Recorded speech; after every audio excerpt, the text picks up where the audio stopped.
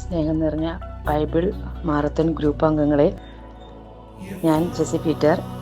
എനിക്ക് ഈ പ്രാവശ്യം ബൈബിൾ വായിക്കാനുള്ള സ്ലോട്ട് ലിസ്റ്റിൽ വന്നിട്ടുണ്ടായിരുന്നില്ല. ഭയങ്കര സങ്കടമായിരുന്നു. കഴിഞ്ഞ പ്രാവശ്യത്തെ ലിസ്റ്റിലുണ്ടായിരുന്നു. അപ്പോൾ ഞാൻ ഓഫ്ലൈൻ വായിക്കാമെന്ന് പറഞ്ഞിരുന്നു. അങ്ങനെ രാവിലെ 8 to 8:30 വരെ ഞാൻ ഓഫ്ലൈൻ വായിച്ചുകൊണ്ടിരിക്കുകയായിരുന്നു. തിങ്കളാഴ്ച രാവിലെ ഉടനെ തന്നെ 8:30 ആയപ്പോഴേക്കും റോസ് സിസ്റ്റർ എന്നെ വിളിച്ചു.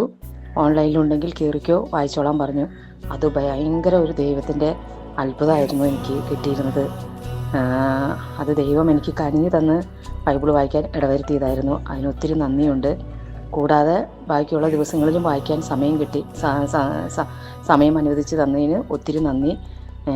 ഞാൻ വിചാരിച്ചു വ്യാഴാഴ്ചയോടുകൂടി എൻ്റെ ബൈബിൾ റീഡിങ് കഴിയുമെന്ന് വിചാരിച്ചേ. പക്ഷേ ഇന്നും ദൈവം ആ സമയം ഒരുക്കി തന്നതിന് ഒത്തിരി നന്ദി. ഗ്രൂപ്പ് അംഗങ്ങളോടും എല്ലാവരോടും പ്രത്യേകം നന്ദി.